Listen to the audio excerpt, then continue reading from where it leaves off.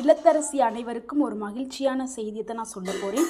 இன்றைக்கி காய்கறி விலை எது கம்மியாக இருக்கோ அதைத்தான் நான் சொல்ல போகிறேன். இன்றைக்கி காய்கறி விலை கம்மியாக இருக்கிறது எதுனா வெங்காயம், தக்காளி, பீட்ரூட், முட்டைக்கோஸ்லாம் ரொம்ப கம்மியாக இருக்குது. ஒரு கிலோவே வந்து 25 ரூபாலேருந்து 28 ரூபாய்க்கு சேல் ஆகிட்டுருக்குது.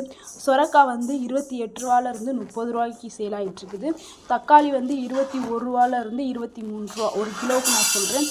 பீட்ரூட் வந்து 38 ரூபாலேருந்து 48 ரூபா. அதுக்கப்புறம் வந்து உருளைக்கிழங்கு வந்து 35 ரூபாலேருந்து 38 ரூபா. வாழைக்காய் ஒரு கிலோ வந்து 9 ரூபாலேருந்து 10 ரூபாய்க்கு போய்கிட்டு இருக்கு.